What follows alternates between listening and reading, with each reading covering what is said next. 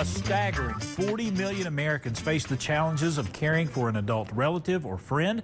With so many people splitting their time working full or part-time jobs while caring for an adult loved one, many feel both financial pressure and a lack of personal time. Just in time for National Family Caregivers Month in November, caregiving expert Amy Goyer is here to share life-changing tips on how to juggle life, work, and caregiving. Thanks for joining us today, Amy. I'm so happy to be with you.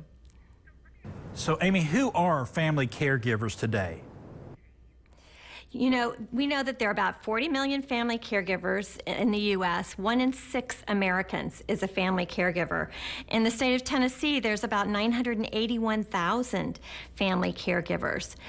You know, the profile is changing slightly. We know about 60% are women, but 40% are men. And men often get that stereotype that they're not caregiving, and they actually are doing so in a great many of them are, and contributing a great deal. We know that 1 in 4 family caregivers is a millennial between the ages of 18 and 34, and they're equally likely to be a man or a woman. We also know caregivers are spending about 18 hours a week, and that's a part-time job. And for many of us, I'm a caregiver for my dad who has Alzheimer's disease. I spend many more hours than that. We know that caregivers over the age of 75 are more likely to be doing caregiving on their own, to be sort of the sole person doing that without much help from paid caregivers or other families, relatives and such. You know, all this care, if we put a dollar amount on what it would cost, over $470 billion worth of care that family caregivers are providing and making a huge difference in the lives of their loved ones. How is the typical profile of a family caregiver changing? Well, you know, we see more people who are younger. Again, a lot of us are baby boomers who are caregiving, but we do have 1 in 4 are millennials. So we see people of all ages, and sometimes we're caregiving for our parents, our grandparents, but we're also caring for our children, our adult children who are back in the nest, or our young children as well. What are some of the challenges family caregivers face? You know, we are working, about 60% are working still, so we're juggling work and caregiving, and the time crunch is really difficult for us. We're also dealing with our own health issues, and we often neglect taking care of ourselves because we're focusing on everyone else.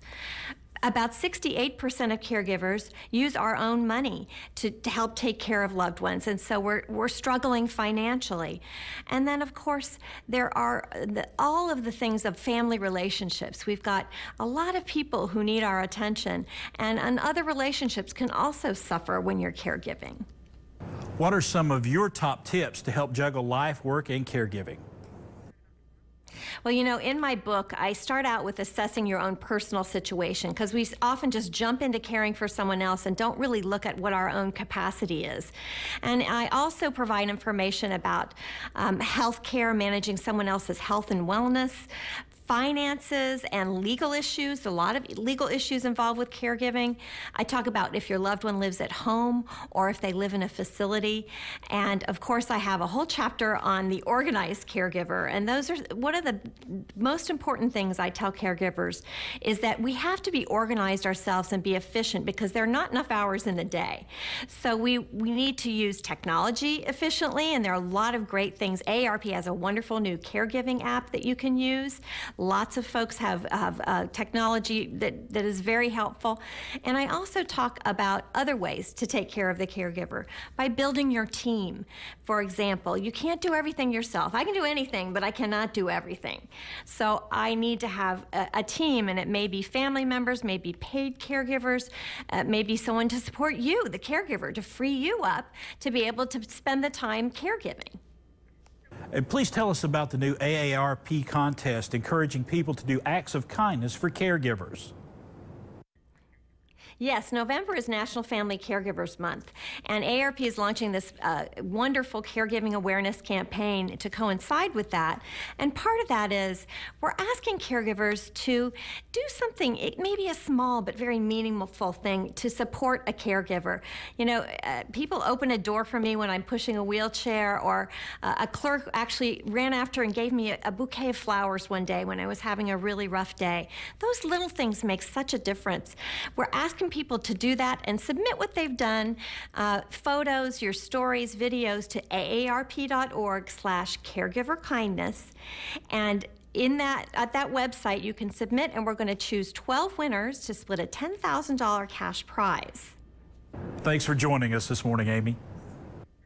You're so welcome. Thank you for having me, and thanks to all the incredible family caregivers out there.